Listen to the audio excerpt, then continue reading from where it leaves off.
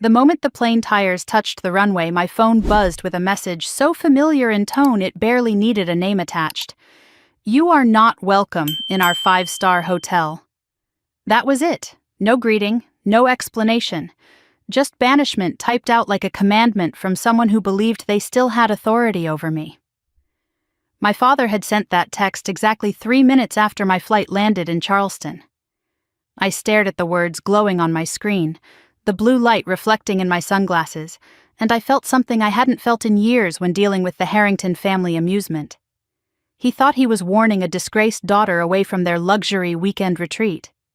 He thought he could shame me into disappearing again the way he always had. He had no idea he was texting the woman who controlled the deed to the very building he claimed I wasn't welcome in. My smile spread slowly quiet and razor-sharp. I picked up my phone, dialed a private number, and when the security chief answered, I said calmly, "Revoke the Harrington family's VIP access, effective immediately. Their keycards would stop working at midnight. My name is Elena Brooks, and my family has no idea who I became after they threw me away."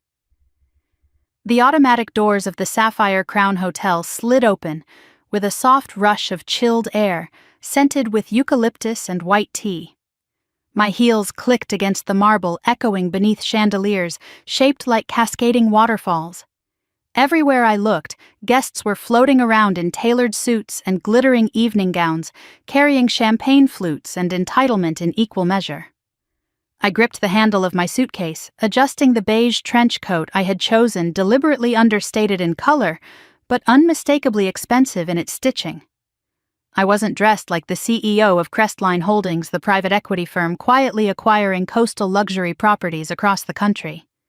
Today, I was dressed like the girl my family expected to see, worn down, unremarkable, someone easy to dismiss.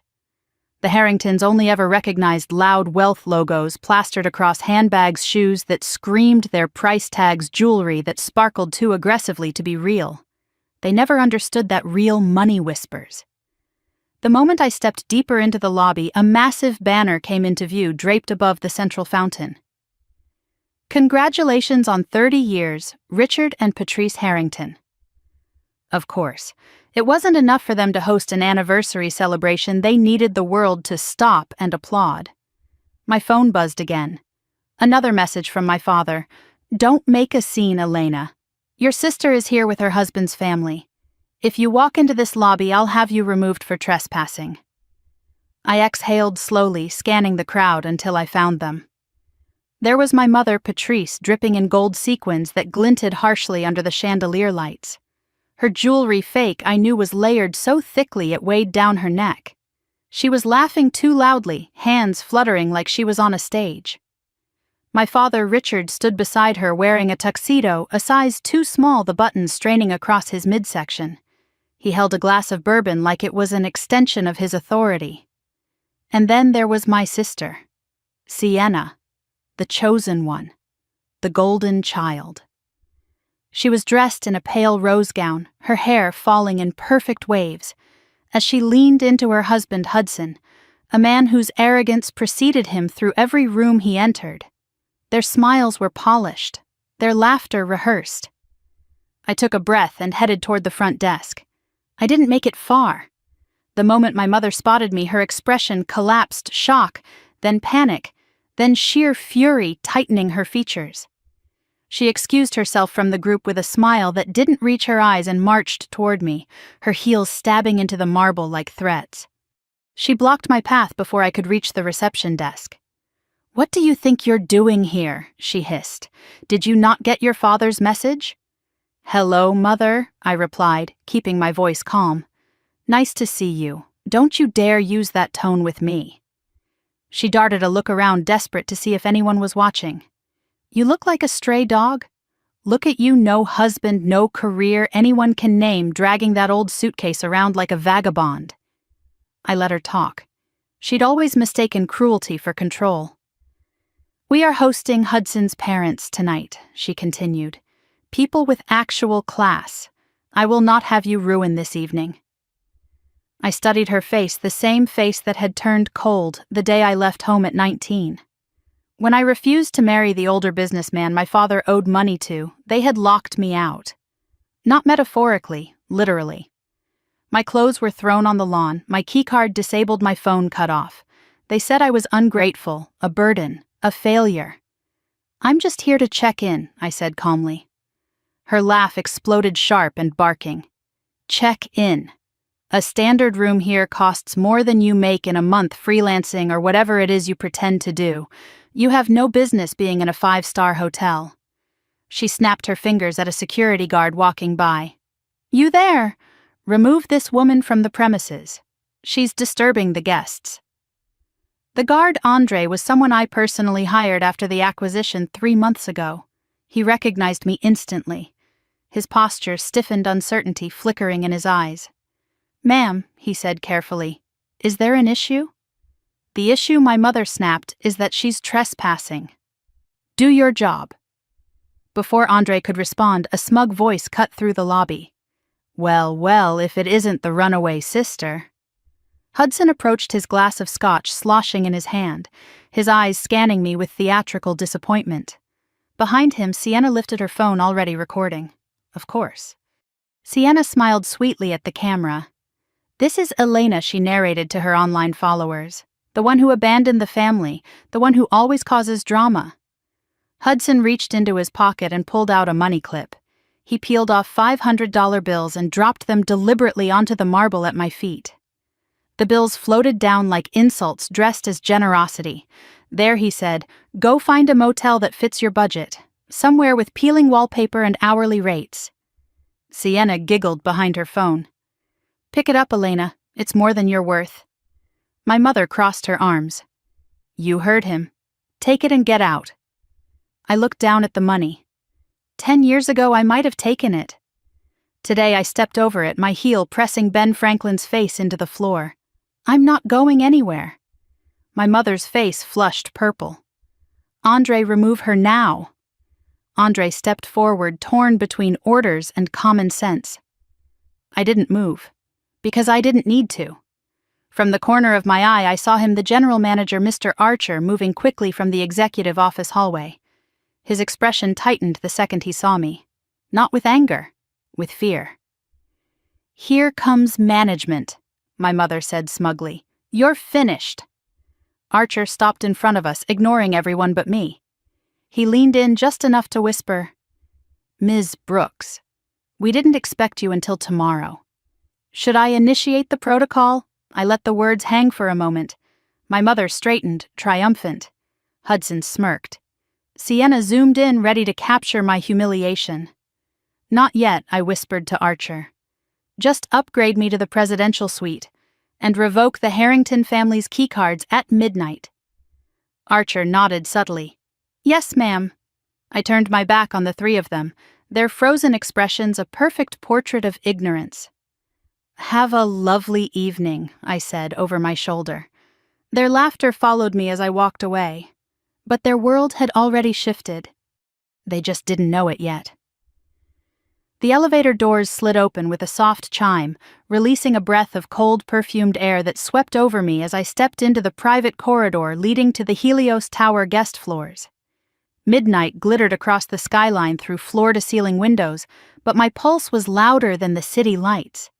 I walked with measured steps, my heels tapping a deliberate rhythm, but inside the old ache burned like a bruise pressed too many times.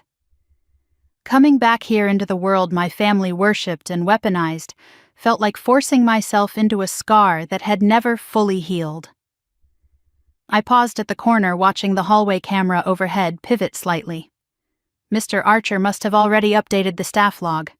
My face, my identity, my authority restored to the system the moment he verified my name. The moment he realized exactly who the Harrington family had just insulted. The owner. A title I'd earned with sleepless years and brutal negotiations, not borrowed through someone else's bank account. I inhaled once, steadying myself, then moved toward the suite reserved for VIP family guests. According to the system feed on my phone, my parents' group had returned from the bar 5 minutes ago, reeking of their own self-importance, dragging the same tired arrogance that used to fill every room of our childhood home. Before reaching the suite, I stopped at a decorative alcove. its glass shelves reflecting the soft amber glow of recessed lighting. I caught my reflection, a woman in a beige coat, simple makeup hair tied loosely back. Not glamorous, not intimidating, almost deliberately plain. My disguise for the evening. The irony of how invisible wealth could be amused me. My phone buzzed. Unknown number. "Don't push us, Elena. We are still your family." I exhaled, not with fear, but with a bitter laugh. That number belonged to my mother's secondary phone, the one she used when she didn't want my father tracking her purchases. Another buzz. "If you embarrass us tonight, you'll regret it." There it was. Not concern, not remorse. Threat. I typed a single word. Noted. I locked the screen and slipped the phone into my coat, then continued toward the suite. The corridor curved slightly, directing guests toward the lounge area, where soft jazz floated through the speakers. The scent of lemongrass and smoked cedar drifted from a decorative diffuser, masking the undertone of spilled champagne and luxury fatigue left by guests who believed everything in the world existed to cater to them. I reached the suite door. The Harrington suite. The nameplate gleamed under the soft lighting polished earlier that day for them, for people who believed tarnish only existed on metal, not in behavior.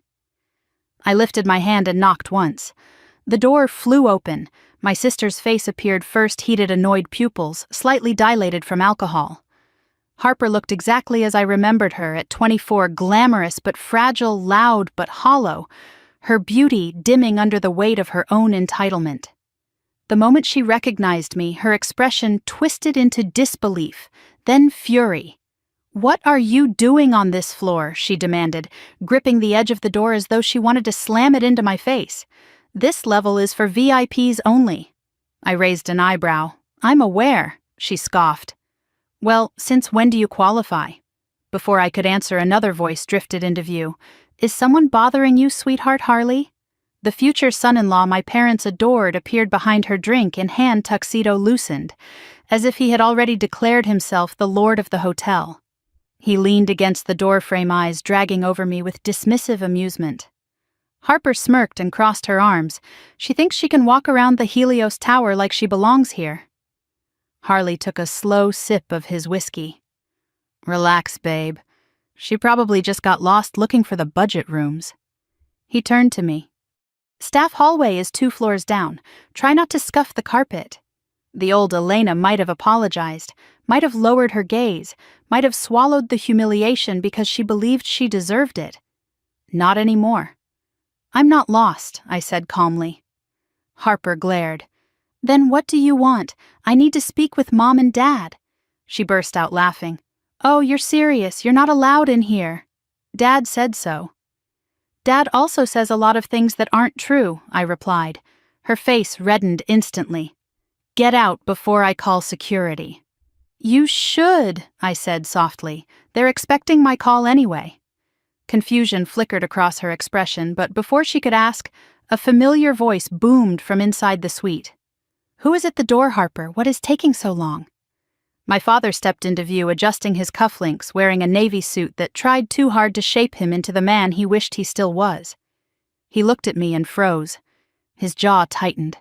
The contempt in his eyes sharpened like a knife. "Elena," he said slowly, "I told you to stay in the lobby." "No," I corrected. "You texted me that I wasn't welcome in your 5-star hotel." My mother appeared beside him, wrapped in a sequined gown that sparkled under the chandelier light. She clutched a champagne flute in one hand and disappointment in the other. "What part of stay away did you not understand?" she hissed. "You look like a stray who stumbled into the wrong zip code." Harley snickered. Harper smirked. My mother lifted her chin with a kind of superiority only bankruptcy could cure. "Leave my father ordered, before we decide to make it public." The threat hung between us like cheap perfume, overpowering but hollow. I took a step forward. "You don't have the authority to remove me." His eyes flared. "This is my hotel for the weekend, Elena. My celebration. You always ruin things. Always. Even now." "This isn't your hotel," I said quietly. "And it hasn't been for a long time." He barked a laugh. What are you talking about? The Harrington family has been VIP here for decades. That was before your credit imploded, I replied. Before your name became a liability. He stepped closer, finger pointed at my face. You don't talk to me like that. I tilted my head, then maybe listen better. The hallway fell into silence. Then Harper broke it with a gleeful scoff. You know what, this is pathetic. She reached into her clutch. Here. She pulled out her wallet, extracted 5 crisp $100 bills, and shoved them toward me. Take this, she sneered. Buy yourself dinner or therapy, or maybe a personality, and then get out of this luxury hotel. Harley laughed loudly. My mother looked proud. My father nodded in approval as though this humiliation was a family bonding exercise. The bills fluttered in my direction and fell at my feet. I didn't look down. I didn't blink. Instead, I calmly lifted my phone and dialed. A hush rippled through the hallway. Who are you calling? My father demanded. I lifted the phone to my ear. Security, I said. Revoke the Harrington family's VIP access. Effective immediately. My mother paled. You wouldn't. My father stepped forward. Elena, stop this nonsense. I continued speaking into the phone. Yes, all access, all key cards, midnight activation. Harper stared at me, disbelief breaking into trembling outrage. You can't do that, she whispered. You don't have the power. I ended the call and looked each of them in the eyes. I do. Harley opened his mouth to argue, but at that precise moment, an alert pinged on their suite door panel. A red light blinked twice. Their VIP status had already been flagged in the system. The look on their faces was priceless. My father pointed at me, handshaking. What did you do? I stepped back, allowing the corridor's ambient lighting to frame me in soft gold. What you told me to do, I said. Get out of this luxury hotel. I turned and began walking down the hall. Behind me, my sister's voice broke into a panicked scream. Mom, Dad, why did her phone override the suite system? My father answered with a hoarse whisper. She didn't override it. She commands it. I didn't turn around. I didn't need to. The elevator doors opened with a soft sigh, welcoming me into the quiet sanctuary reserved for owners and executives. As the doors slid shut, I heard my mother's final trembling question echo down the corridor. What exactly has she become? My reflection stared back at me in the polished elevator walls, calm, composed, untouchable.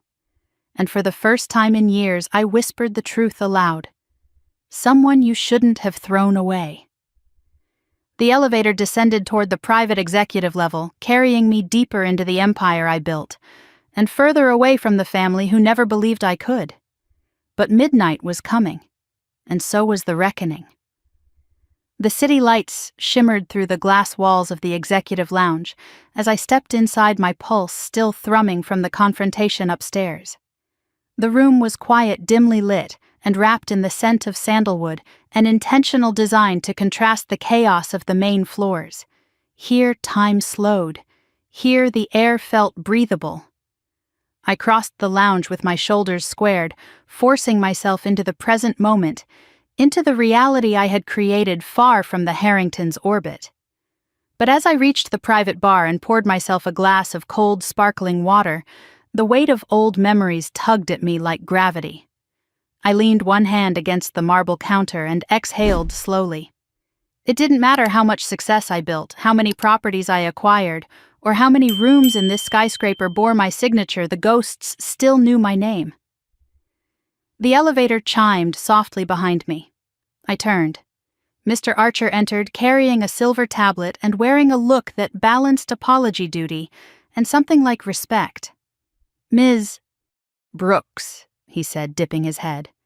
I came as soon as security confirmed your order. I nodded. Good. They won't go quietly. No, he agreed. Families like the Harringtons never do. He placed the tablet on the bar between us. I thought you would want to see the activity log for the suite. I hesitated, then reached for the screen. My fingers brushed over the digital entries, room service charges, spa appointments, declined credit authorizations, an alarming number of complimentary upgrades given by managers who had no authority to offer them. I swallowed tightly. "How long has this been going on?" Mr. Archer clasped his hands gently. 4, perhaps 5 months. The previous regional director allowed them significant flexibility due to their reputation.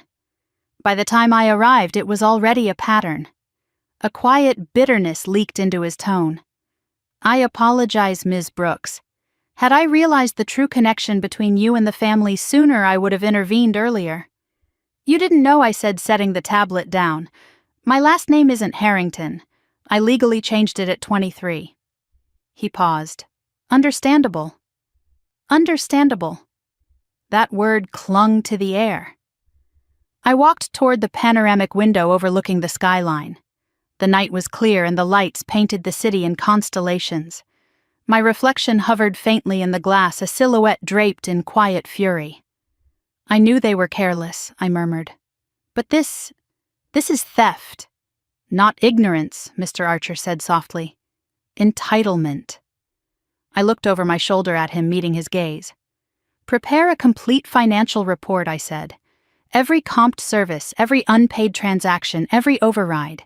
He nodded. "And the gala booking they requested," he asked. "Shall I decline it?" My jaw tightened. "Not yet." "Not yet," he repeated, as though testing the shape of the words. I turned fully toward him. "They think they're untouchable. They think the world rearranges itself around them. If we cancel tonight, they'll spin a story where they're the victims. But if we let them continue, if we let them reach the edge of their own downfall, they'll be the authors of their demise." Mr. Archer absorbed this quietly, then straightened. "I'll ensure all staff know to treat you as an anonymous executive guest. No connection to the suite upstairs." "Good. And may I ask—" He hesitated, lowering his voice. "What triggered tonight's escalation?" I stared past him toward the elevator, imagining Harper's manicured hand shoving bills into my face, the way my mother's expression twisted with ridicule the smug curl of my father's lip. "What triggered it?" I repeated softly. "They threw money at me." He blinked. "Money, $500, I said, as if I were an inconvenience they could pay to disappear. Mr. Archer's expression darkened. "I wasn't aware. My deepest apologies." I waved a hand. "They don't deserve your apologies, Mr. Archer. They deserve the consequences they've been borrowing against for years." A moment passed. Then he cleared his throat. "Security will revoke their access at midnight sharp. Shall we escort them off the property immediately after?" "No," I said. "Let them stay. Let them enjoy the illusion a little longer. They love the Helios Tower so much. They should experience every corner of it." His brows lifted slightly, but he didn't question me. I finished my water, set the glass aside, and walked toward the hallway leading to the private penthouse elevator. But Mr. Archer called after me. "Ms. Brooks," he said carefully, "may I offer a small piece of unsolicited advice?" I stopped. "Keep your phone close tonight," he said. "The Harringtons do not seem like people who accept boundaries gracefully." My lips twitched in acknowledgement. "They don't." He gave a final nod and retreated from the lounge, leaving me in the quiet hum of the executive floor. I entered the elevator and pressed the keycard panel. The doors closed with a whisper, and the lift began its ascent to the owner's level, an entire floor hidden from guests, contractors, even most staff. 30 floors above the noise, the air shifted. Calmer, thinner, uncluttered by the world below. When the elevator doors opened, I stepped into the private foyer, an elegant expanse of marble soft lighting and curated art pieces that belonged to no one but me. For a moment I simply stood there staring at the quiet luxury I had spent years building stone by stone, contract by contract, a far cry from the home I grew up in. I walked through the foyer and into the penthouse suite, the door sliding shut behind me with a hushed seal. The air smelled of lavender and cool linen. White curtains billowed slightly from the soft hidden vents. The city stretched beneath me like a map of possibilities. But even with all this space, all this comfort, I felt the ghost of a smaller room, The one where I'd spent my teenage nights listening to my mother criticize my existence through the walls. I moved toward the living room, where a sleek tablet rested on the coffee table. I picked it up and unlocked the hotel's internal security feed.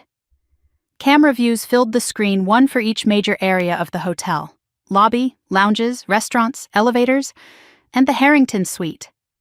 I tapped it. The screen expanded. My father was pacing, one hand pressed to his temple.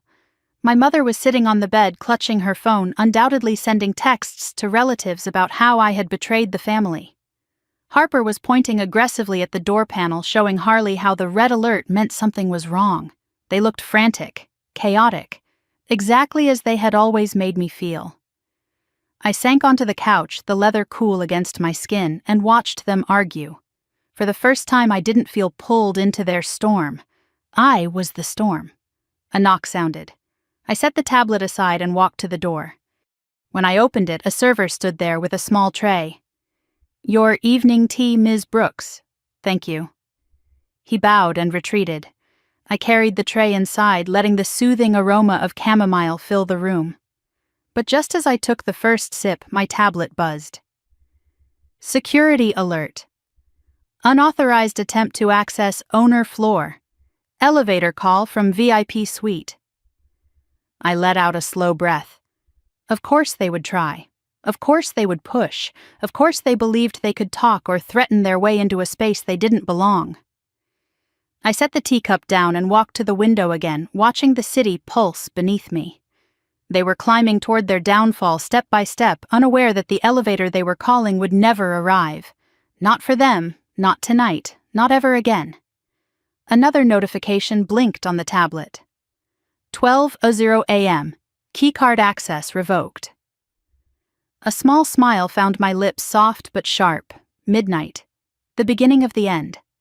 I sat back on the couch, crossing my legs, and pressed play on the security feed as the Harrington family discovered that the world they thought they controlled had quietly, permanently slipped out of their hands. The grandfather clock in the Helios Tower lobby struck midnight with a deep, resonant chime that vibrated through the marble floors, echoing up into the vaulted ceilings. It was a sound that usually signaled elegance and luxury. Tonight it signaled something else entirely. The end of the Harringtons' reign. I watched the security feed from the owner's penthouse legs folded beneath me on the velvet chaise, a cup of cooling chamomile tea forgotten on the side table. My eyes were fixed on the screen as the family I once shared a last name with stumbled into the lobby, unaware that the world as they knew it had just collapsed under their feet. The camera angle caught everything. Harper's two high heels clicking drunkenly against the marble. Harley's arm wrapped lazily around her waist, my mother fanning herself aggressively with a folded event program, and my father muttering to himself like the walls were closing in. They looked exhausted, entitled, and oblivious, exactly how I remembered them. I tapped the screen, zooming in as they approached the private elevator bank reserved for VIP suites. My heart beat in a cold, steady rhythm. Harper shoved her keycard at the reader, chin lifted with the arrogance she'd worn since childhood. Nothing happened. The light blinked red. "Ugh, what is wrong with this stupid thing?" she snapped. Harley rolled his eyes and took her card. "Move. You never swipe it right." He tried. Red light. He swiped again, harder. Red light, sharp and unforgiving. My father stepped forward, waving them aside. "Give me that," he barked. "The system's been glitching all week. Probably the incompetent staff." He pressed his gold card against the reader. Red light. Beep. "No," he muttered. No, this is ridiculous." He swiped again, then again, his motions becoming frantic. His face reddened, sweat glistening at his temples. My mother tried hers, next jaw-clenched, lips thin. Red light. "That's impossible," she hissed. "This hotel knows who we are." Harper exploded first. "What the hell is going on? Why is nothing working?"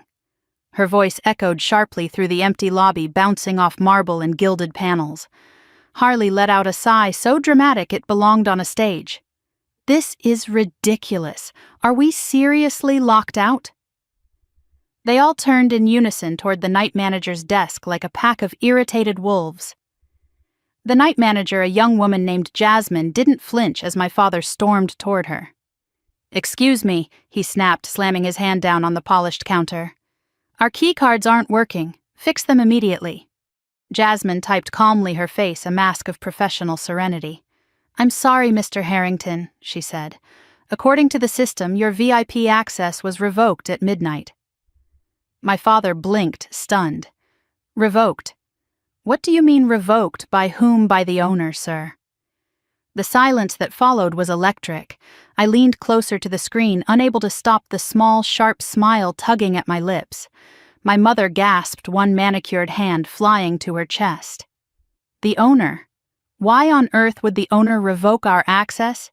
Jasmine kept her voice even.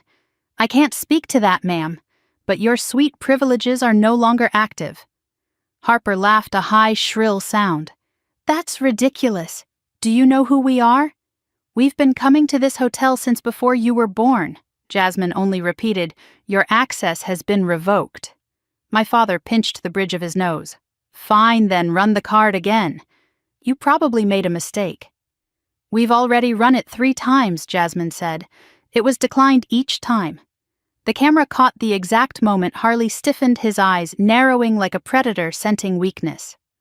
"What do you mean, declined?" he demanded. "What exactly is the outstanding balance?" Jasmine checked the screen. $250,000. Harper let out a strangled sound. My father looked like someone had sucker punched him. My mother whispered, "No, that can't be right. There must be a technical error." Jasmine shook her head.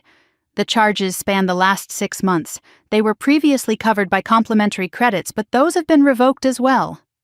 "Revoked," Harper repeated, her voice cracking. "Why is everything revoked?" Harley stepped closer to my father, his eyes sharp with contempt. "You told me this suite was comped. You said the hotel was covering everything for the anniversary." It was my father shot back. "It's all part of our legacy partnership."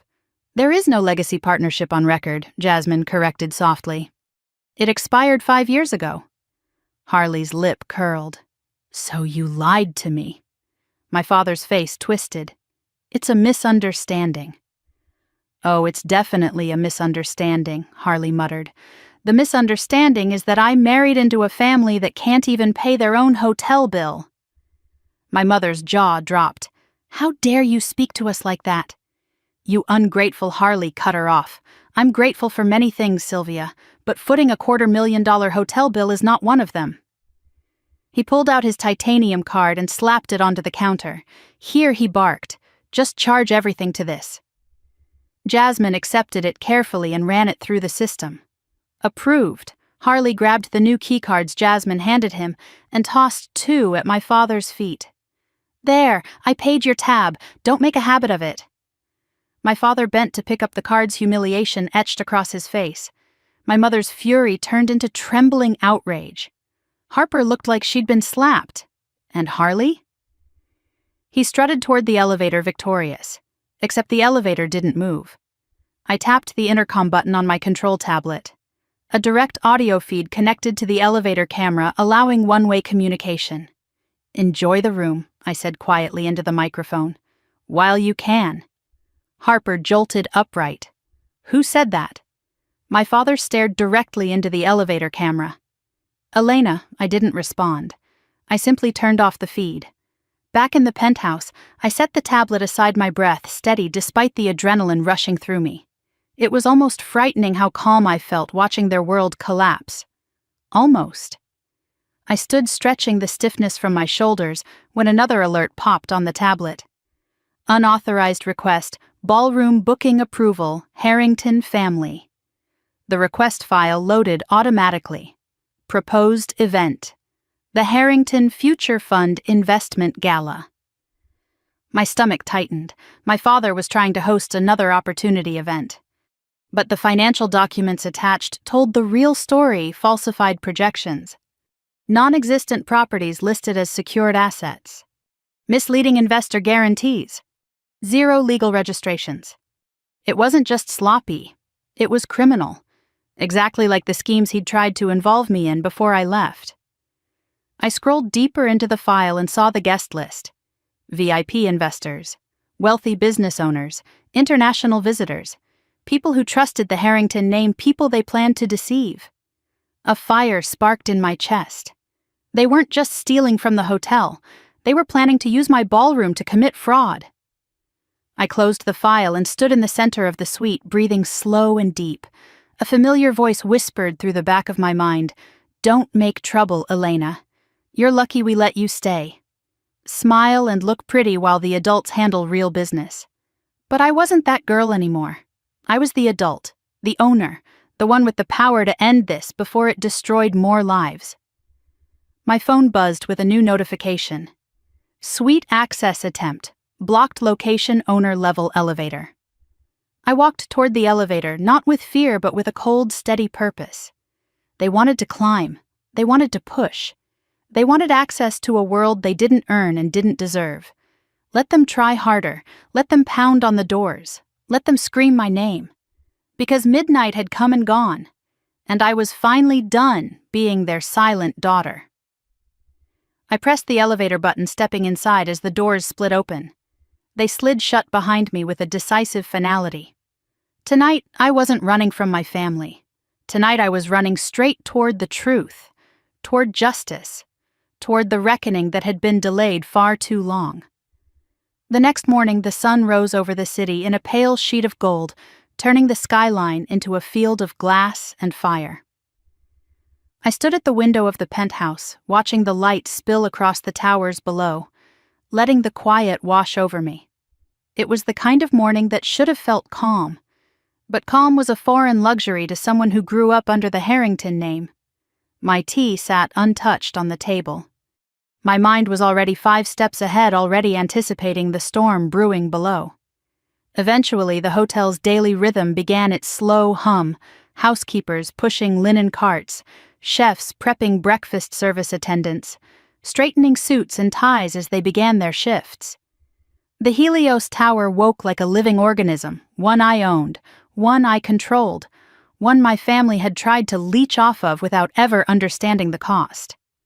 I turned away from the window and tapped the security tablet resting on the sofa. The feed for the VIP dining room opened instantly. Staff were setting fresh arrangements of orchids on each table, draping pristine white cloths, polishing silver. Guests were beginning to trickle in. And then, like a storm cloud blotting out the sun, the Harrington family arrived. My father wore an expression carved from stone, the kind he used when he wanted the world to believe he was in control. My mother hid behind oversized sunglasses, though the dark circles beneath her eyes showed even through the tinted lenses. Harper trudged behind them, her face puffy with sleep and last night's humiliation. Harley kept a slight distance, scrolling on his phone, with the indifference of a man annoyed to be awake before noon. I zoomed in. They didn't look victorious anymore. They looked unsettled, unbalanced. One hit away from collapse. Perfect. I left the penthouse and took the service elevator down to the lounge hallway, slipping quietly into the VIP dining room through the side entrance, unseen by the family, unnoticed by the guests. I blended into the room with the ease of someone who had learned long ago how to make herself invisible when it mattered. I moved toward the buffet, reaching for a small plate of fruit standing only a few feet from the table where my parents had just seated themselves. My mother noticed first. Her head snapped up, sunglasses sliding down her nose. Her eyes widened, then narrowed. "You," she spat under her breath as she pushed her chair back violently. She rose so sharply that the table shook, silverware rattling. Guests turned, conversations halted. She stormed toward me, anger radiating off her like heat. "What are you doing in here?" she hissed. "This area is for paying guests." I kept my tone even. "I am a paying guest," she scoffed. "With what pity spare change? You embarrassed us last night. Isn't that enough leave before someone sees you?" "Someone already has," I murmured. She ignored the warning, or maybe she didn't understand it. She grabbed my wrist, squeezing hard. "You're ruining everything. Go eat in the lobby." My plate tilted, fruit wobbling on the porcelain. I didn't pull away. I didn't raise my voice. I didn't need to. But then she did something that made the entire room freeze. She slapped the plate out of my hand. The ceramic shattered on the marble floor with a sharp, ringing crack, scattering blueberries like spilled ink. A few drops splashed onto my shoes and hem of my trousers. Gasps echoed across the dining room. My mother straightened her spine chin high. "Clean that up," she said coldly. "Better yet, leave before I call security myself." I bent slowly, retrieving a piece of the broken plate, not because I felt small, but because I wanted to remember this moment exactly as it happened. I rose, meeting her eyes. "You seem stressed," I said. She blinked. "What is it, because your credit cards were declined last night?" The words landed like a dropped match in a room full of gasoline. A few guests choked on their coffee. My father stiffened so violently his chair scraped backward. "What did you just say?" my mother whispered. I spoke louder. "Your cards were declined. All of them, even Dad's. You couldn't pay for your suite. If Harley hadn't stepped in, you'd be sleeping in the lobby." Her face bleached white. "You don't know what you're talking about," she stammered. "Our finances are none of your concern. Apparently they're the hotel's concern," I replied, voice cool as marble. "Since you owe them more than $250,000. "Stop," my father growled, rising halfway from his seat. "You don't speak to your mother like—" But he didn't finish, because Harley had finally looked up. He wasn't laughing anymore. His gaze drifted to my wrist and froze. The watch, vintage, rare, a collector's masterpiece known only to those with real wealth. His eyes widened. Shock, recognition, fear. He stood slowly each second, revealing a deeper understanding. "Who are you?" he mouthed silently. I didn't answer. Instead, I set the piece of broken ceramic on their table and turned to leave. The silence that followed me was suffocating. I had nearly reached the exit when a shrill scream bounced through the dining room. "Excuse me?" A guest's voice, not directed at me but toward a far corner of the room. I turned. A young server, barely 18, maybe 19, stood with trembling hands holding a tray of coffee. The older gentleman who had shouted leaned forward in his chair, face red. "I asked for soy milk," he barked. "Is that too much to understand?" The girl stuttered an apology, but the man threw his napkin at her. My stomach twisted. This hotel had been my sanctuary since I started rebuilding my life. Its staff were my second family, the only family that had shown me unconditional support. But before I could intervene, Jasmine, the night manager from last night, stepped between them. "Sir," she said calmly, "that's enough." The guest snarled. "Do you know who I am?" "No," she said. "And it doesn't matter. You don't speak to my staff like that." He sputtered, outraged, but Jasmine held firm. Watching her defend someone who couldn't defend themselves made something settle inside me. This was the hotel I'd built. This was the leadership I wanted. This was the standard. I exited the dining room with a steadier heart, but the moment I stepped into the main corridor, my phone buzzed violently in my hand. A text notification lit the screen. "Urgent financial irregularities found. You need to see this." Archer. My pulse quickened. I hurried toward the executive elevator and rode it down to the administrative floor. Archer was waiting for me outside the finance office. He looked grim. "What did you find?" I asked. He motioned toward the glass-walled conference room. "It's worse than we thought." I followed him inside. Two accountants sat with laptops open, spreadsheets spread across the table. Lines of red highlighted charges filled every screen. Archer handed me a printed report. My stomach dropped as I scanned the numbers. Room charges, spa bills, multiple 6-course dining experiences, private drivers, unlimited bar tabs, event pre-bookings, all comped, all unpaid, all fraudulent. "How long?" I whispered. "Over a year," Archer replied. "The prior management kept covering it up, expecting the Harringtons to repay eventually." And they never did. No, they kept exploiting the system. And then yesterday, they requested something else. He handed me a separate file, a gala contract. Not just any gala, a fundraising event. The Harrington Legacy Investment Evening. The brochure looked professional, elegant, glossy. But the numbers inside told a different story. Projected returns fictional, listed assets non-existent, investor guarantees illegal. "This is a scam," I whispered. Archer nodded. "Your father submitted the paperwork to host it tonight." I dropped the file onto the table, the pages scattering like broken glass. "He wants to use my hotel to commit fraud." "Yes," Archer said quietly. The accountants exchanged uneasy glances. "And you know what happens," he added, "if investors lose money under our roof." "Lawsuits," I murmured. "Regulatory investigations, reputational damage. We could lose our license to operate."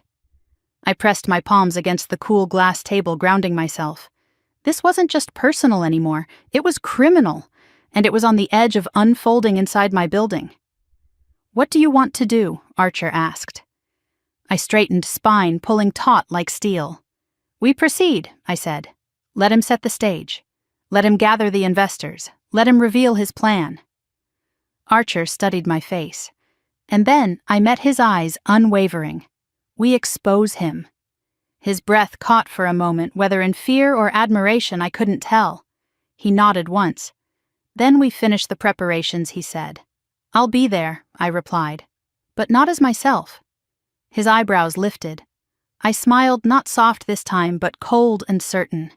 "As far as he's concerned," I murmured, "I stopped being part of the Harrington family years ago." I gathered the papers, tucking them beneath my arm, and walked toward the door. Behind me, Archer spoke one last time. "Ms. Brooks, this is justice overdue." As I stepped into the hallway, I whispered to myself, "It's not justice." My fingers tightened around the file. It's the truth. And tonight the truth would finally be louder than the Harrington name. The turquoise water of the Helios Tower rooftop pool sparkled beneath the midday sun, casting bright ripples of light across the ivory stone tiles. But even from a distance, the serenity of the scene was shattered by the sound of my sister's voice, sharp grating, dripping with the kind of entitlement that had poisoned every room she ever walked into. I had come up here to speak with the events manager to finalize the quiet preparations for tonight's reveal, but the moment I stepped onto the sun deck, I froze. Harper was standing beside a private cabana, hands on her hips, her expression twisted with irritation. In front of her, kneeling on the scorching tiles, was Mrs. Lively, a housekeeper who had worked in the Helios Tower for over 2 decades. A woman whose kindness was as much part of this hotel as the marble floors and skyline views. She was on her knees, scrubbing sunscreen that Harper had very clearly thrown on the ground herself. My jaw clenched. Harper tapped her foot impatiently, sunglasses perched on her head like a crooked crown. I said, "Get all of it." "Why is that so hard to understand?" she snapped. "You people are paid to clean." "So clean." Mrs. Lively winced, shifting her weight with obvious pain in her knees. "Miss, the mop would be more efficient." "I just need Harper cut her off. No mop. I want it spotless. On your hands and knees, or I'm reporting you for insubordination." A couple of sunbathing guests looked up from their lounge chairs, frowning at the spectacle. Harper didn't care. She never cared. She only knew how to perform cruelty when she felt powerless, and after last night, after the revoked access and the humiliation, she was desperate to feel powerful again. Harley lounged in the cabana behind her, sipping a cocktail like the world existed for his amusement. He smirked as Mrs. Lively continued scrubbing. I felt heat rising in my chest, a fire made of every insult, every dismissal, every moment my family treated human beings like furniture. I stepped forward. "Stand up, Mrs. Lively." My voice carried across the deck, calm but firm enough to cut through the air like a blade. Mrs. Lively froze her shoulders, shaking slightly. She looked up at me with a mixture of relief and fear. "Miss Brooks, I don't want trouble." "You're not the one in trouble," I said softly. Harper turned, surprise flashing across her face before curdling into hostility. "Oh, great," she muttered. "You're here. Can't you go be dramatic somewhere else?" I ignored her. "Mrs. Lively," I said, keeping my tone steady, "please stand." Slowly, painfully, the older woman rose to her feet. Her hands trembled as she wiped her palms on her uniform. Harper scoffed. Excuse me, you do not get to interfere. This woman works for us. No, I replied. She works for the Helios Tower. She works for me. Harper blinked, confused. You don't be ridiculous. Her laughter was brittle hollow. You're just here to beg attention, she sneered, always so desperate to feel important. I stepped closer, placing myself directly between her and Mrs. Lively. You dropped that sunscreen bottle on purpose, Harper. So what, she snapped. People like her clean up after people like us. That's how it works. She should be grateful for the job.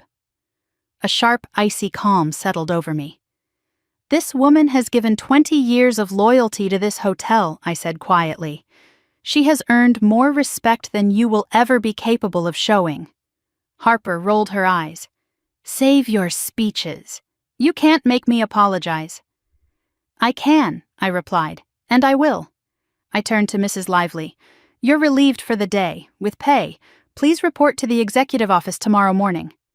Her eyes widened, tears welling at the edges. Miss, I don't know how to thank you. You don't have to, I said. Go rest. As she walked away, shoulders trembling with emotion, Harper flipped her hair and marched up to me. What the hell do you think you're doing? She demanded. You don't run this place. I stepped closer, so close she had no choice but to look me in the eye. You assaulted a staff member, I said. You humiliated her. You abused your status. Harper scoffed. Oh, please. That's nothing. No, I said. It's everything. Before she could retort, she raised her hand and slapped me. The sound echoed across the pool deck. Hard enough that my face whipped to the side. Hard enough to split the inside of my lip. Gasps erupted behind me. Guest staff, even Harley, sat upright. Harper leaned in, her voice trembling with rage. Don't you ever try to embarrass me again? You are nothing. You always have been nothing. I lifted my hand slowly, touching the warm sting on my cheek. I didn't step back. I didn't cry. Instead, I straightened and looked directly into her eyes. You'll pay for that, I whispered. Something flickered in her expression. Uncertainty. Fear. She stepped back. What are you? I pulled out my phone, typed a single message to Archer and legal. Initiate staff protection protocol, file charges assault harassment, serve papers before dinner, add $50,000 damage penalty to their account. Harper's mouth fell open as the reality settled over her like a shadow. You wouldn't, she whispered. I lowered my phone. I already did. She screamed a shrill, wild sound and stormed off the deck, pushing past chairs, knocking over a small table, nearly tripping over her own rage. Harley rose halfway from his seat, watching her go, then slowly turned to look at me. He didn't speak, but his eyes said everything. Fear, recognition, understanding. The balance of power had shifted, and he knew it. I wiped a small smear of blood from my lip and took a steady breath. A pool attendant approached nervously. Miss Brooks. Should we alert more security? No, I said. Just continue as usual, because the more normal everything looked, the harder it would be for the Harringtons to realize how many traps they were walking into. I headed toward the service corridor, away from the stunned onlookers, and slipped into the quiet, shadowed hallway that led toward the archive rooms. Halfway down, I felt a hand clamp around my shoulder. My body reacted instantly, muscles tightening, breath catching. But when I turned, I found myself face to face with the last person I wanted to see. My father. He looked terrible, wrinkled suit, dark circles under his eyes, desperation bleeding through every line of his face. The arrogance was gone, replaced by something rotten and animalistic. I've been looking everywhere for you, he hissed. We need to talk. I shrugged off his hand. We don't need to talk. Yes, we do, he snapped. You're going to give me $50,000. A humorless laugh escaped me. No, I'm not. His jaw twitched. Don't play stupid, Elena. I know you have money tucked away. You always hoarded everything, your scholarships, your savings, your inheritance. My inheritance, I cut in sharply. The inheritance you sold for a vacation, he glared. I need the money. The hotel is demanding a deposit for tonight's gala. If I don't pay, everything collapses. Then let it collapse, I said. His face turned purple. "You ungrateful brat! I raised you. You exploited me." He reeled back like the truth had struck him harder than Harper ever could. "You want me to fund a fraudulent gala," I said. "You want me to bankroll your crimes." "It's business," he spat. "It's illegal." His expression twisted. "Give me the money or what I challenged." He lifted his hand. A fist, drawing back. For a split second the hallway blurred. I wasn't standing in the Helios Tower. I was 16 again, shrinking away from his rage. But before he could swing, a voice cut through the tension. "Marcus." Harley stepped into view from around the corner posture, rigid eyes burning with shock. "I wouldn't do that," he said quietly. My father froze. Harley looked at me not with contempt, not with arrogance, just realization. "You're not who they think you are," he said under his breath. "Are you?" The heat from my slapped cheek pulsed in rhythm with my heartbeat. I didn't answer. His next words were barely audible. "What exactly are you, Elena?" I stepped out of their reach, straightening my coat. "You'll find out," I said. Then I walked away, leaving the two men standing in the dim, narrow hallway, one seething, the other shaken. Upstairs, preparations for the Harrington Future Fund Gala had already begun. And tonight, the truth would walk into the ballroom with me. The royal suite door clicked shut behind me with a hollow, echoing sound as I stepped inside, my mother's command still ringing in my ears like a slap of its own. "If you want to stay in this hotel without me calling the police, you'll make yourself useful." The audacity would have been laughable if it weren't so familiarly cruel. Kesha No Harper was already standing on a pedestal in the center of the suite's living room, arms flung out dramatically, as if she were preparing for coronation rather than a family portrait. The long white gown she wore hugged her body in all the wrong ways, wrinkled along the seams, the beaded sleeves uneven, the zipper slightly undone at the back. She didn't notice any of it.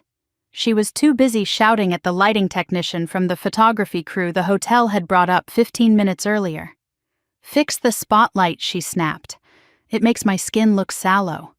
And do something about the reflection from those windows. Honestly, does anyone here know what they're doing?" Her voice grated against the marble and glass walls. I stood quietly near the steamer waiting. Not because I was actually her assistant, God knew I wasn't, but because this role gave me access. And I needed access to the people, the objects, the things she thought were her treasures, things she never realized could expose her. Finally, she said, catching sight of me. "You're here. Took you long enough." I didn't respond. I plugged in the steamer, watching the small red light blink to life. "Fix my train first," Harper commanded. "It's dragging. I swear these designers don't know how to dress real women with actual curves." She didn't have curves. She had money, borrowed money, and the belief it could replace self-awareness. I walked toward the gown, letting the steam drift over the fabric. Hot mist curled against the silk, releasing the wrinkles almost instantly. As I worked, I noticed something on the velvet armchair beside the pedestal, a bright orange Hermes Birkin bag Harper had flaunted at every chance. She claimed Brad Harley had bought it for her in Paris, but even from a distance I knew. It was fake. I drifted closer under the pretense of adjusting the train. My fingers brushed the leather. Too thin, too glossy. The stitching was uneven, the hardware too reflective. Then I saw it, a shipping receipt sticking out from the interior pocket. I angled my body just right and slid my phone from my coat.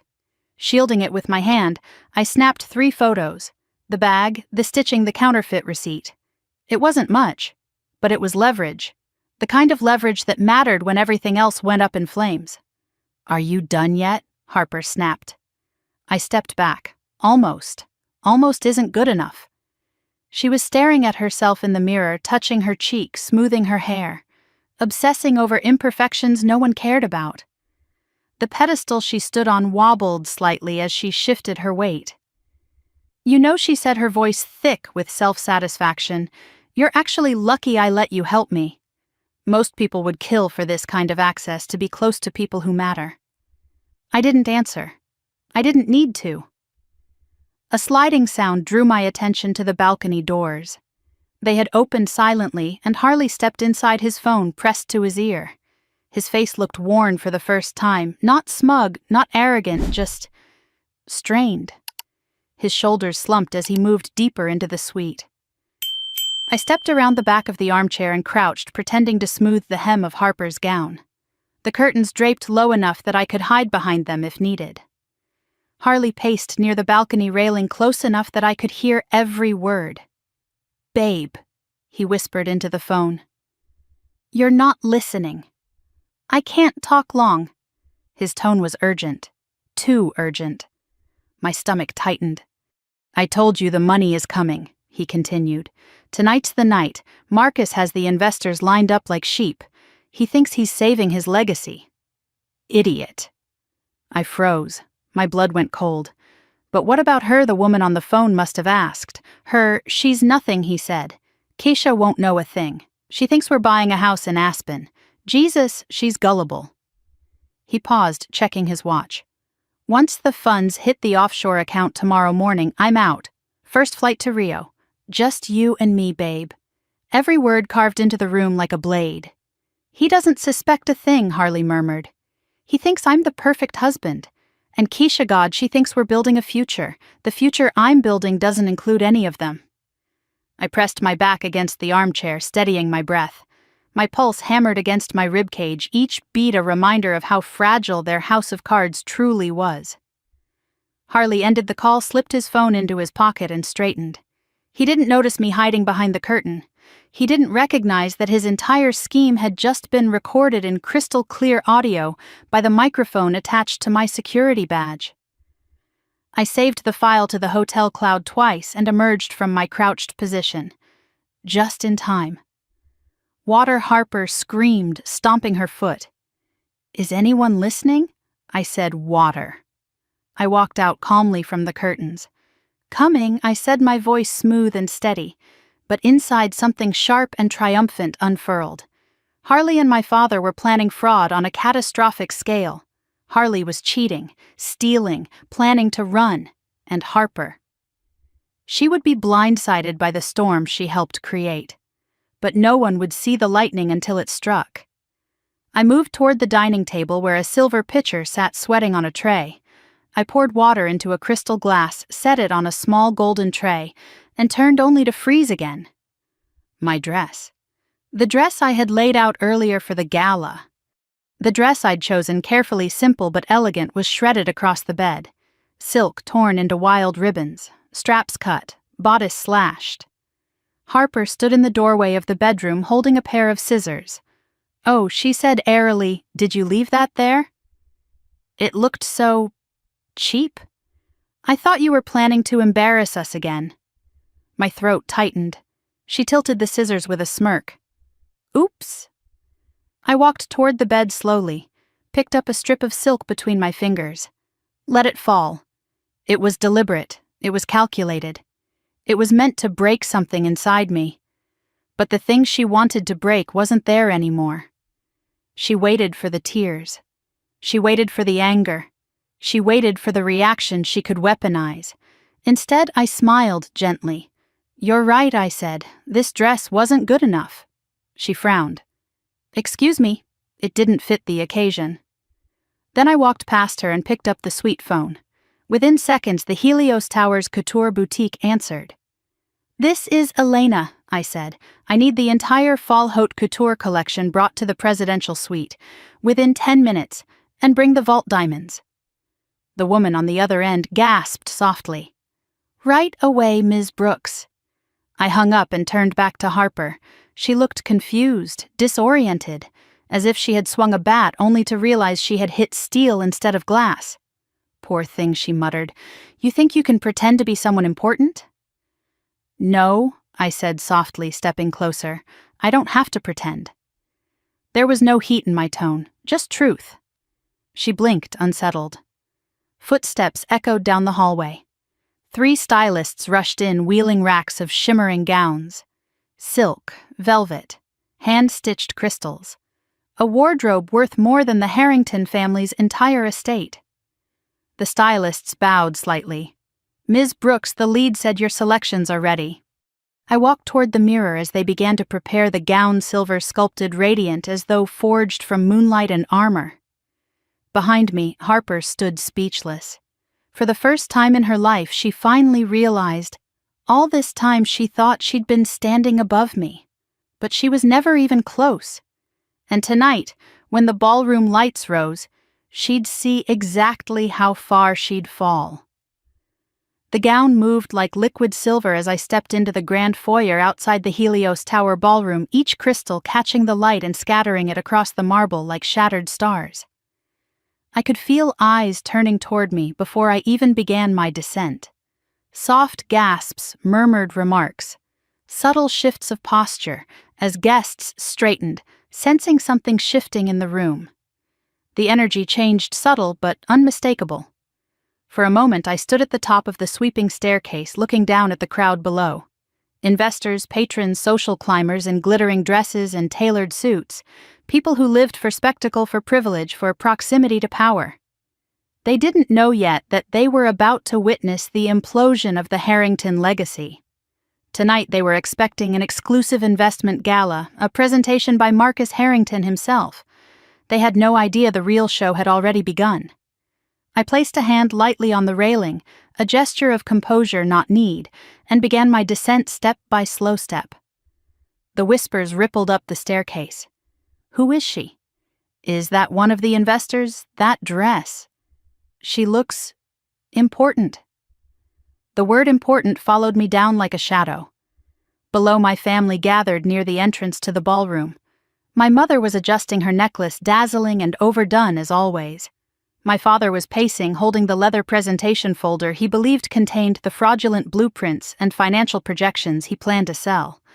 Harper stood beside him, scowling, her earlier humiliation still fresh across her face.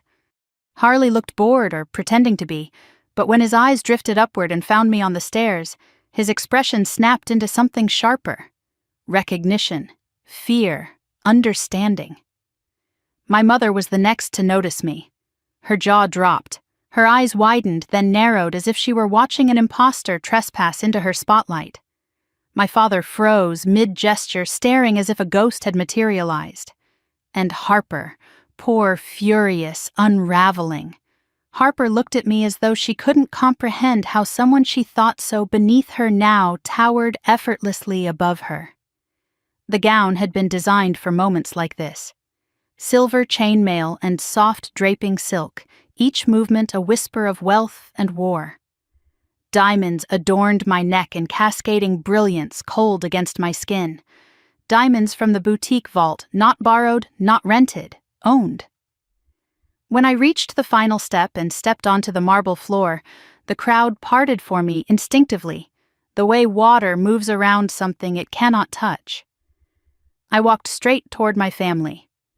Harper's lips curved into a sneer. "You think wearing a fancy dress makes you special?" I leaned in just close enough for only her to hear. "It makes me visible." She flinched, stepping back as if the words were a slap. My mother forced a brittle smile. "You must be confused about the dress code," she said tightly. "This is a business presentation, not whatever circus you're attempting." I kept my gaze steady. If it's a circus, then I'm overdressed. My father glared at me with the same rehearsed authority he'd used my entire life. "You do not belong here, Elena. You were not invited." "No," I said. "I wasn't." Before he could revel in what he thought was a victory, Mr. Henderson, one of the evening's top investors, approached with his wife. "Marcus," he said, clapping him on the shoulder, "is this the keynote speaker? She looks like the star of the night." My father's face paled. Harper's mouth fell open. Harley choked on his champagne. I smiled at Mr. Henderson. "Just a distant cousin," I said, letting the lie sit the way my father intended. "Here to observe." He laughed warmly. "Well, you'll surely elevate the photos tonight." He moved on, but the damage was done. My father's fingers tightened around his folder. "You need to leave," he hissed under his breath. "You're ruining everything." I reached out casually and touched the edge of the leather-bound presentation folder he held.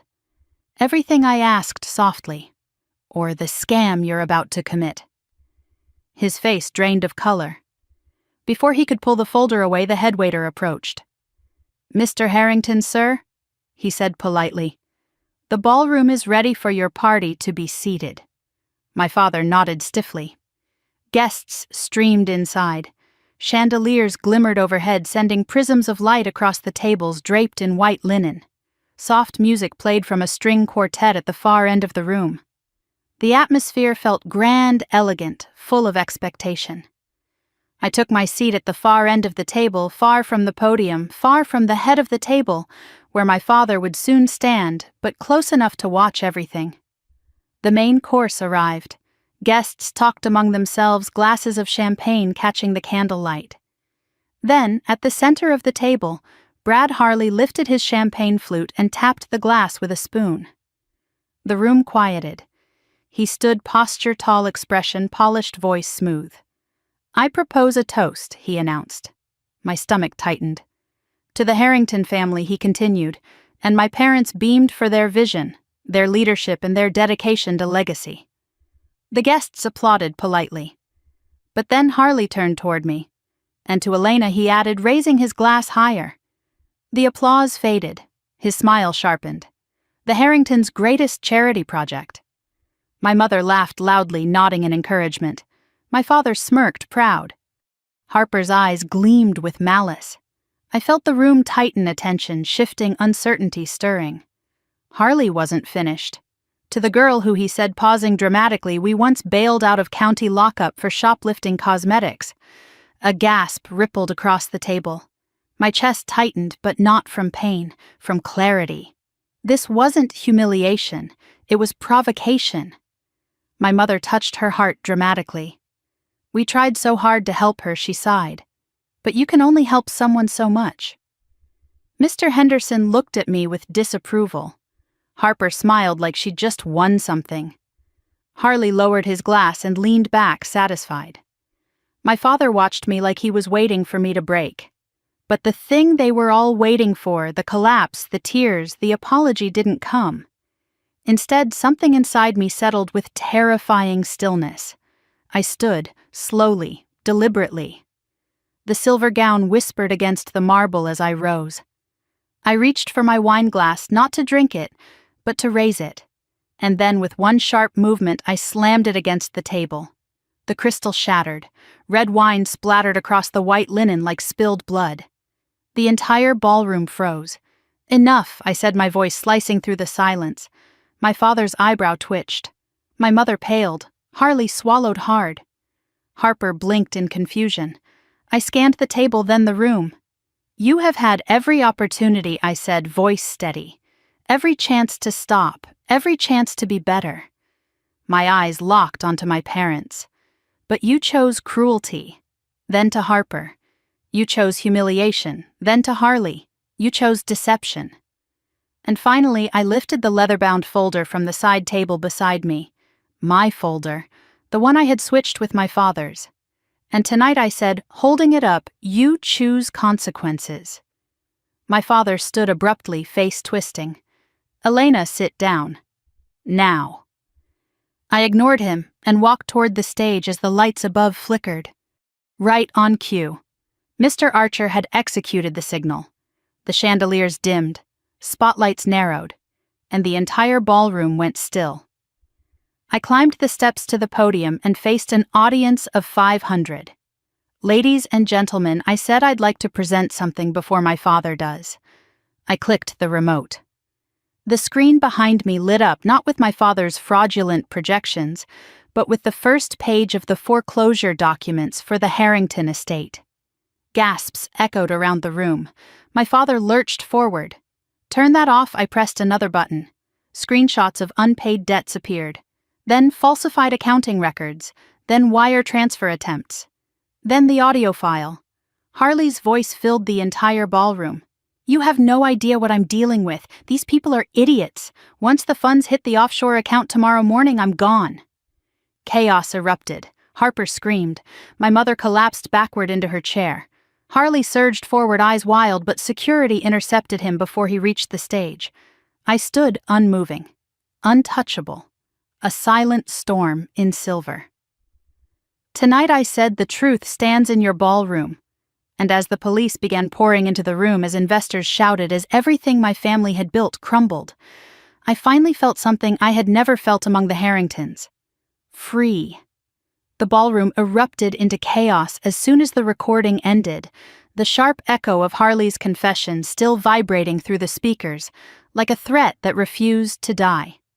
People were standing shouting over one another, chairs screeching backward across the marble, as investors demanded explanations, demanded refunds, demanded blood. My mother clutched the tablecloth with shaking hands, her face contorted in a mix of disbelief and horror. My father stood frozen in place, the presentation clicker hanging uselessly from his hand. Harper stared at her husband as though she didn't recognize him, tears streaking her makeup, her chest heaving with ragged, uneven breaths. And Harley looked like a man standing on the edge of a burning building, desperately scanning for an escape route that didn't exist. His chest rose and fell rapidly, sweat pooling along his hairline. When he saw security moving toward him, something in him snapped. He bolted. He shoved a chair out of his way and sprinted toward the side exit, pushing through startled guests. Security hesitated for half a second, just long enough for him to reach the door. But then Ray, the head of the security team, lunged forward with startling speed. "Stop!" Ray barked. But Harley didn't stop. I watched the scene unfold with eerie calm, as though time had slowed down, thick and heavy. The chandeliers flickered overhead, the crowd parted instinctively, and Harley hurled himself toward the door. Ray intercepted him with the precision of a trained professional, seizing him by the arm and twisting until Harley's knees hit the floor. Harley let out a howl, a sound that didn't fit the polished veneer he'd worn all night. Security swarmed him. Harper screamed, Brad, what are you doing? Stop fighting, just stop!" But he wasn't listening. The desperation had consumed him. He was no longer the smooth-talking golden boy of the Harrington family. He was an animal, cornered, frantic, exposed, caught in the trap he had set for others. "Let me go!" he shouted, voice cracking. "You don't understand, I didn't do anything. This is all her." He pointed at me, spit flying from his lips. "She's framing me." The room gasped. People turned, eyes sharpened. I remained still. "You want to deny the recording?" I said quietly from the stage. He thrashed again, but Ray tightened his grip, forcing him still. "It was edited," Harley shouted. "She hacked the hotel system. She's obsessed with ruining us." His voice was shrill now, wild. He sounded like a man who had already lost everything but refused to accept the fall. I stepped down from the stage slowly, each movement controlled, deliberate. "Ray," I said softly. "Turn him around." Ray obeyed. Harley's eyes met mine, wide, frantic, full of childish rage. "You are losing your mind," he spat. "You'll go to prison for this. My lawyer." "Your lawyer," I cut in gently, "is currently being indicted for laundering funds for you through a shell company in the Caymans. The district attorney's office has been very busy today." His face blanched. I'd been waiting for that reaction. "Impossible," he whispered. You wouldn't." "You recorded your meetings on your cloud backup," I said simply. "Our cybersecurity team forwarded them." His mouth hung open, trembling. I let him sit with the truth, let him drown in it. Then I turned toward my family. My mother was still clutching the tablecloth, but when I approached, she looked away quickly as if my very presence burned her. My father's fists were clenched at his sides, the veins on his neck bulging, a silent volcano ready to erupt. Harper looked broken. Her mascara-streaked cheeks, her trembling lips, her glassy eyes. They were proof that the world she'd constructed for herself had collapsed in less than 10 minutes. She stared at Harley as though trying to reconcile the man she thought she married with the criminal currently being restrained on the ballroom floor. But there was no reconciling. Only truth. Only rubble. "Sit down," I told her gently. She swallowed hard. "Why? Why did you do this?" she whispered. "Why tonight? Why like this?" "Because the truth deserves witnesses," I said. She flinched. A commotion near the entrance drew the room's attention. The heavy oak doors slammed open, and a procession of uniformed police officers entered in formation, their expressions hard and prepared. "Atlanta Police," the lead officer announced over the roar of the room. "Nobody move." But the room was already still. A hush fell, unnatural, suffocating, as the officers walked toward the VIP table, where my parents sat tense and trembling. The lead officer approached my father. "Marcus Harrington," he said, voice echoing across the marble. "You are under arrest for bank fraud, wire fraud, and falsification of federal financial documents." My father staggered backward, almost knocking over his chair. "No," he muttered. "No, this is a mistake. I'm a businessman. This is a misunderstanding." But the officer spun him around and cuffed him swiftly. The click of metal echoed like a death knell. My mother let out a raw, animalistic scream. "No, no, no, no, you can't do this." She lurched forward, reaching for my father as the officers restrained her. "We are the victims. This is a setup. All of this is her fault."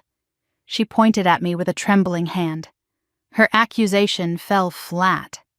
No one looked at me. They only looked at her wild, disheveled unraveling. Another officer approached her. "Sylvia Harrington," he said with cold clarity, "you are under arrest for conspiracy to commit fraud and aiding in the falsification of financial records." She fought, but she was no match for trained officers. Her earrings caught in her hair, tearing as they forced her arms behind her back. "Let me go," she shrieked. "I'm her mother. She can't do this to us. But she was wrong. I wasn't doing this to them. Their actions had done it for me." Behind me, Harley was hauled to his feet, now flanked by 2 detectives. One of them read his charges. "Bradley Tucker, you are under arrest for insider trading, corporate espionage, and attempted embezzlement." He sagged. His legs gave out. The officers half carried, half dragged him toward the waiting hallway. As the trio, my father, my mother, and the man Harper married, were escorted from the ballroom, the guests parted like water, whispering in low, horrified voices. No one tried to stop the officers. No one defended the Harringtons. No one believed a word of their protests. It was over, almost. As the officers reached the doors, my mother twisted her body, forcing one last desperate scream across the ballroom. "Elena!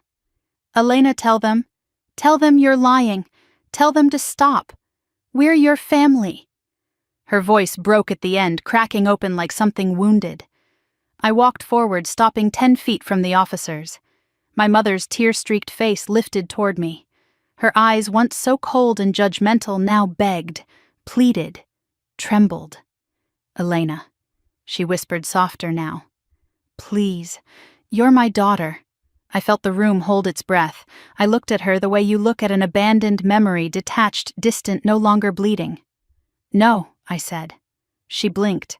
"You don't have a daughter named Elena," I continued quietly. "You made that choice a long time ago." And then I nodded to the officers. "Get them out of my hotel." Her scream followed them past the threshold, but it didn't follow me.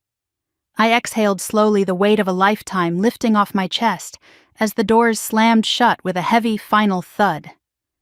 Silence swallowed the room. The piano music had stopped. The investors stood frozen. The chandeliers glimmered overhead, casting fractured light across the ballroom floor. My gaze lowered to the center of that fractured light. Harper was sitting on the ground, knees bent, dress ruined, eyes unfocused, breath shallow. All the arrogance, all the superiority, all the glittering illusions she had wrapped herself in were gone. She looked small, alone, defeated. And for the first time that night, I didn't feel anger when I looked at her. I felt clarity. Her world had just ended. Mine was only beginning. The ballroom had emptied slowly, like a storm cloud dissolving after a violent downpour. The chandeliers still flickered, catching remnants of spilled champagne and abandoned napkins. Chairs sat crooked, conversations lay abandoned mid-sentence, and the air buzzed with the ghost of shocked whispers. The police had gone. The guests had fled. The echo of my mother's scream was fading from the marble. Now it was only me standing at the back of the ballroom watching a future I had once feared finally break open. My heels clicked softly as I crossed the room, each step steady, despite the weight of everything that had just unfolded. My breath was even. My pulse calm. It was strange how quiet justice could feel, how peaceful the world became, once the truth finally stood unchallenged. At the center of the ballroom, Sierra sat slumped against a toppled chair, her face hidden behind trembling hands. Her white gown was wrinkled, her hair falling from its pins, mascara streaked down her cheeks. She looked nothing like the polished socialite she tried so hard to portray. She looked human. She looked young. She looked lost. I stopped a few feet away. For a long moment I said nothing, and neither did she. Finally, Sierra lifted her head. Her eyes were swollen, red-rimmed, glassy with disbelief. "What did you do?" she whispered. Her voice cracked around the words, breaking like thin porcelain. I didn't answer immediately. I allowed silence to settle between us like dust, heavy, honest, unavoidable. "What did I do?" I repeated. "Or what did they do?" Her throat bobbed as she swallowed hard. "That wasn't supposed to happen. Not like that. Not in front of everyone."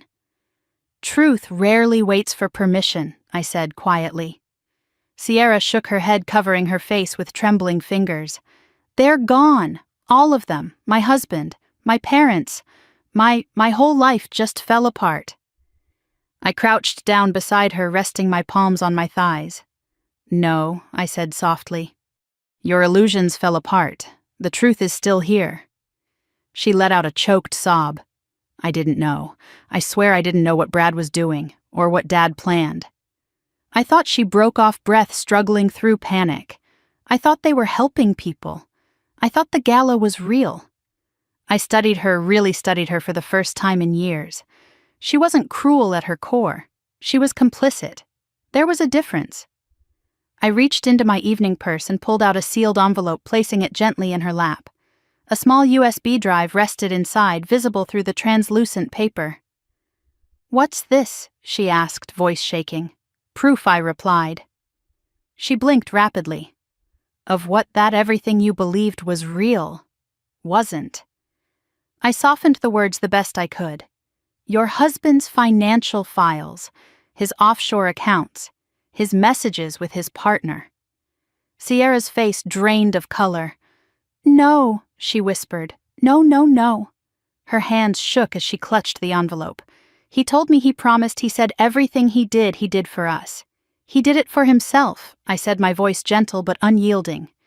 "You were a tool, a pretty accessory to convince investors he was stable. But you were never part of his plan." Her lip trembled as another sob clawed its way out. The sound was raw, torn from something deep and bruised. I didn't comfort her. Not yet. Not until she understood. "You asked what I did," I said. "I exposed the truth." Sierra stared at the USB in her hands for a long, trembling moment. Then she asked the question I knew was coming. "Why didn't you warn me?" My eyes drifted to the shattered crystal on the ground, the overturned champagne flutes, the remnants of a broken evening. "Would you have listened?" I asked. "Or would you have called it jealousy, revenge, bitterness?" She flinched. "I never had space in our family to speak without being mocked." I continued. "Every time I told you something was wrong, you told me I was overreacting. Dramatic, emotional, that father knew best, that mother knew best, that Brad loved you." Sierra covered her mouth, tears slipping through her fingers. "You weren't blind," I said. "You were choosing the version of the world that hurt you the least." She let out a soft, broken moan. "I didn't want to believe any of it. I didn't want to lose everything." "You didn't lose everything," I said quietly. "You lost what was never real." She rested her forehead against her knees. "What am I supposed to do now?" "You start over," I replied. "The same way I did." She let that sink in slowly. Her breathing steadied, though her eyes remained wet. After a long, aching silence, she lifted her head again. "Can you help me?" she whispered. I exhaled. The question wasn't unexpected, but it still struck something inside me. something deep, something old. I reached into my purse again and pulled out a second envelope, this one thicker, heavier. "What's this?" she asked, wiping her cheeks clumsily. "The invoice," I said, "for everything you and our family cost this hotel tonight." Her eyebrows knitted. How much I crouched lower, letting my voice drop to a quiet, measured tone. $70,000. The number landed like a punch. Sierra stared at me, shocked into silence. "Damages to the ballroom," I continued. "Security overtime, legal interventions, cancellation fees, staff hazard pay, emergency accounting audits, catering disposal." Her lips parted, but no sound came out. "I settled the bill," I said. She blinked rapidly. Why would you do that for me? For the hotel," I corrected. "For the staff. For the people who deserve protection." She swallowed hard, her voice barely audible. "And what do I owe you $70,000? Her shoulders slumped. I can't pay that. I know," I said. She stared at me in confusion until she saw what I was holding in my other hand.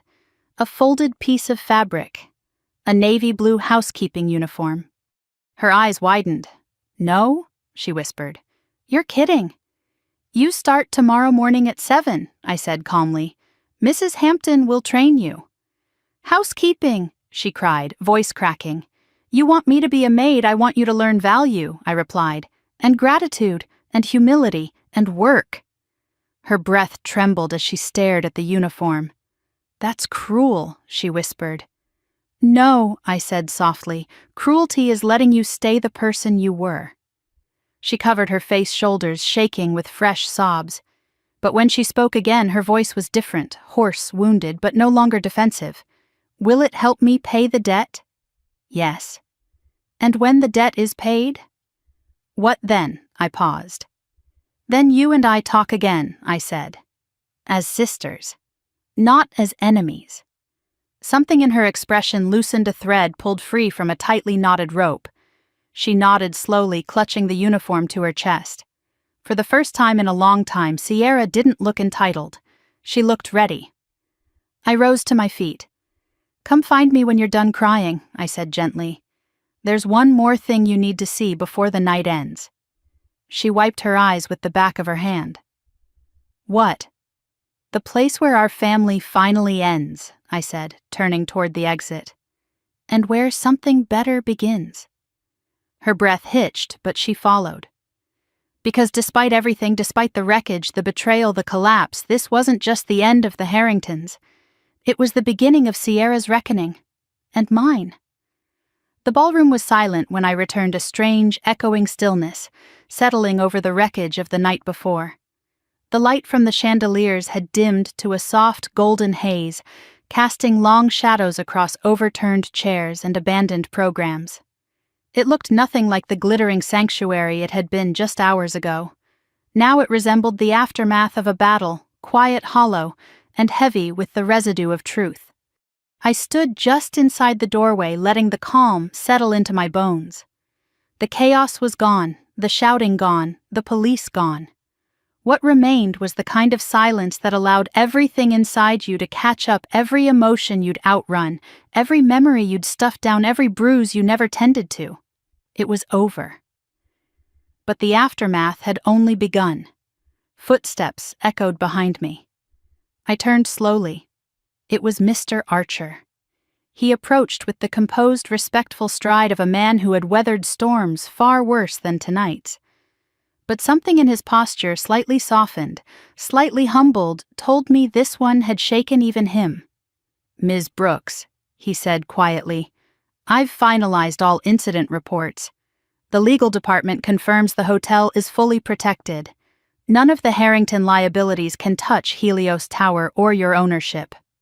I nodded once, letting relief filter through me in slow, careful breaths. "What about the staff?" I asked. "No one was harmed during the arrests." "Only shaken," he replied. "But your intervention with Mrs. Lively earlier today, it meant more to them than you realize." A gentle pause. "Then you were extraordinary tonight." I didn't respond. Praise still sat strangely on my shoulders, as though it belonged to someone else, someone stronger, someone whole. Mr. Archer hesitated, then stepped closer. "You should know," he said softly. Several staff members asked if they could thank you personally. One server said she'd worked here for 12 years and never once felt seen by ownership until now. My throat tightened. I stared at the ballroom floor, tracing the faint reflection of the chandeliers on the polished marble. Maybe someday, I murmured, but not tonight. He nodded with understanding.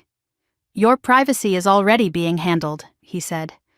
"Security is discreetly correcting any whispers about your identity.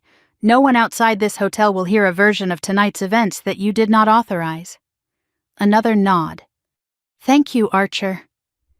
He bowed his head slightly, then excused himself, leaving me alone once more in the hollowed-out grandeur of the ballroom.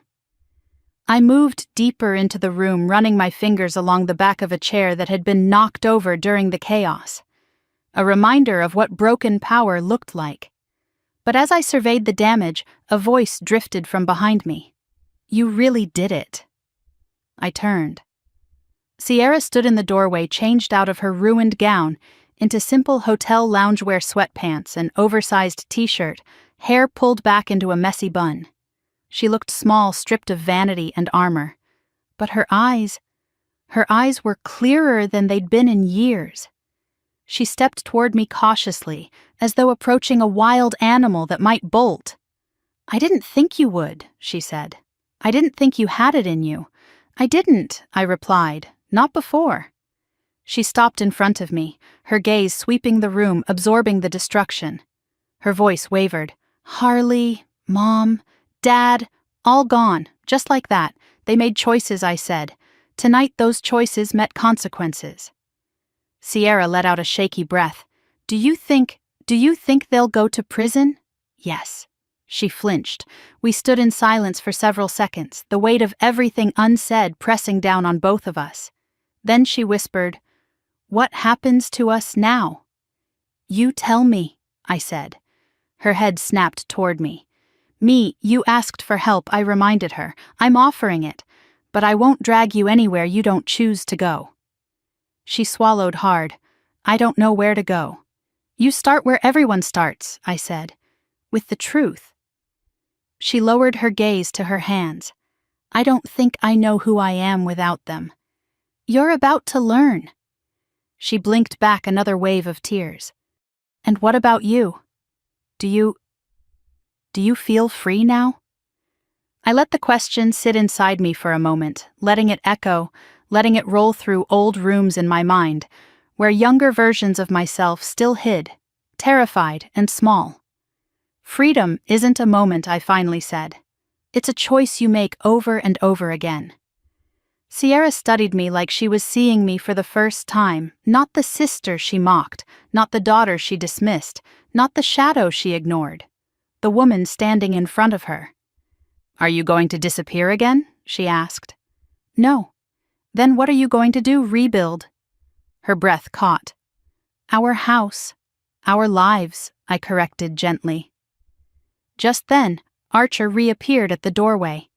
"Ms. Brooks, he said there's something you should see downstairs." "What is it?" "A foreclosure notification just went public. The Harrington estate auction is scheduled for 9:30 this morning." I exhaled once, slow and measured. "Make preparations," I said. "For what?" I met his gaze. "To buy it."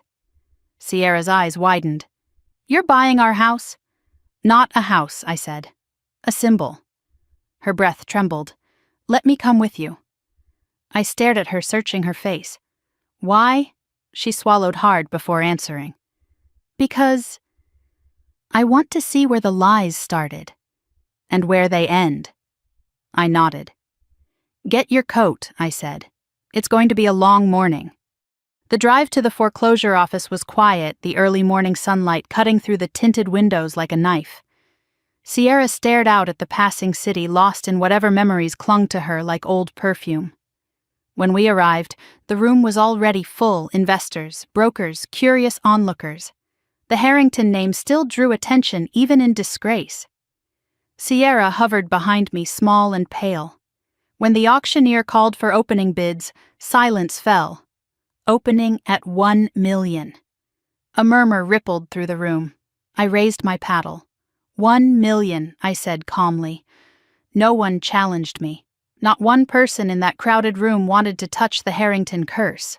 Sold, the auctioneer declared. Just like that, the house that once exiled me became mine. Sierra let out a fragile, broken sound, half shock, half grief.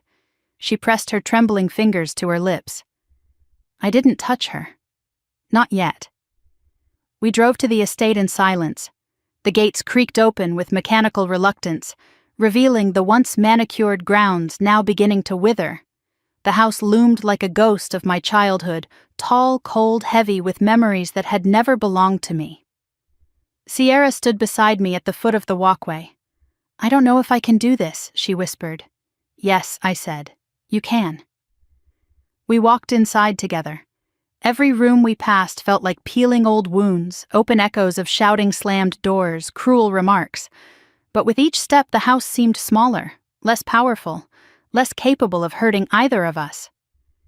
When we reached the living room, I turned to her. This house has held you hostage, I said. Held both of us hostage. But today... I gestured around us at the empty walls, the fading paint, the old curtains. We let it go. She pressed her hand to her mouth, tears spilling freely now. What are you going to do with it? She whispered. I didn't hesitate. Demolish it. She looked up sharply. What this house raised broken people, I said. The land deserves something better. She stared at me for a long, aching moment.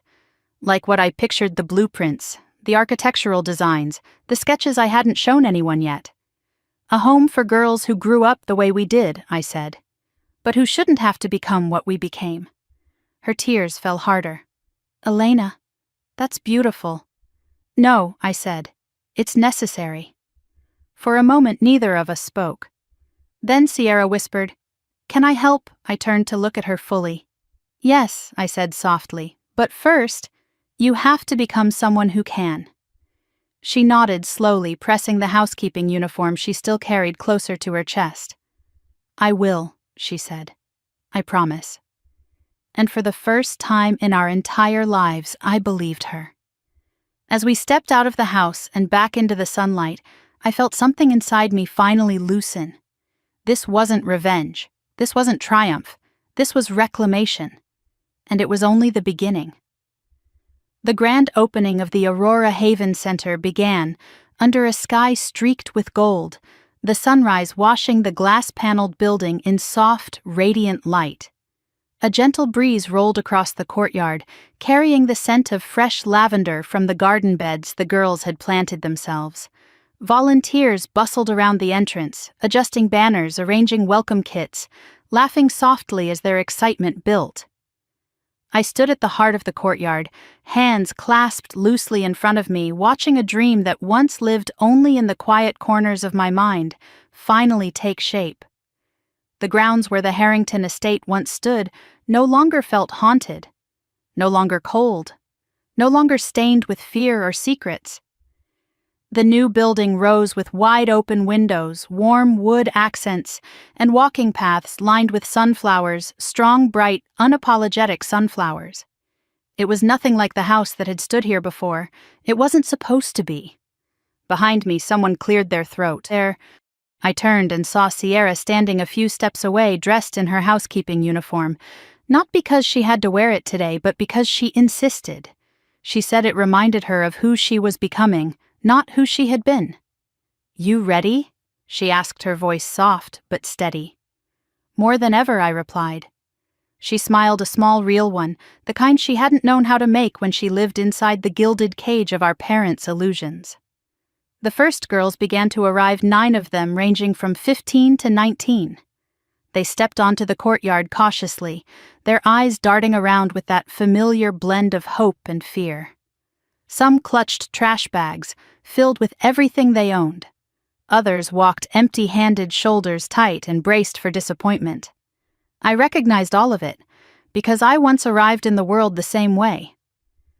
A tall girl with cropped brown hair paused a few feet in front of me, her jaw clenched, her fists stuffed into her pockets. Is this really for us? She asked. Yes, I said gently. Her eyes narrowed. And you're not going to kick us out if we mess up, no. And you're not going to make us earn your kindness. Not my kindness, I replied. But your future, yes. But you won't be earning it alone. Another girl stepped forward, a small one with trembling hands. What if... She swallowed hard. What if we don't know how to start over? I moved closer, lowering my voice so only she could hear. Then we begin where you are, I said. Not where you think you should be. Her chin quivered, and before she could stop herself, tears spilled over. Sierra approached, then offering the girl a tissue. Come on, she said softly. Let me show you the garden. I planted the first seeds wrong twice, so trust me, you're not alone. The girl let out a shaky laugh and followed her. Mr. Archer arrived next, carrying several folders tucked neatly under his arm. His suit was immaculate as always, but today something softer undercut his usual formality. He surveyed the courtyard, his expression balanced between admiration and quiet pride. Ms. Brooks, he said, nodding politely. The board sends their congratulations. They also requested a full report on the center's launch, but I told them it could wait until after the event. For once I teased, you're the one delaying a report. He allowed himself a rare smile. This place is more important. He handed me a folder. Inside were the final approval papers, the official confirmation that the Aurora Haven Center had been granted state-funding private sponsorship support and a permanent partnership with the city's youth housing program. Everything was in place. Everything was real. Thank you, Archer, I said. I couldn't have done this without you. You did the impossible, he replied. I only stood beside you while you moved mountains. A voice called out from behind us. All right, ladies and gentlemen, gather around. One of the volunteers ushered everyone toward the ribbon stretched across the entrance. The crowd was small, a few donors, a handful of staff, the new residents, and the people who had witnessed the unraveling and rebuilding of this legacy. A long silver ribbon shimmered in the sunlight. I took the ceremonial scissors from the volunteer's hand. Sierra stepped beside me. Archer stood on my other side. The girls formed a semicircle around us, some fidgeting, some whispering, some clasping their hands, as though afraid the moment might slip away. I raised the scissors. But before I cut, I spoke.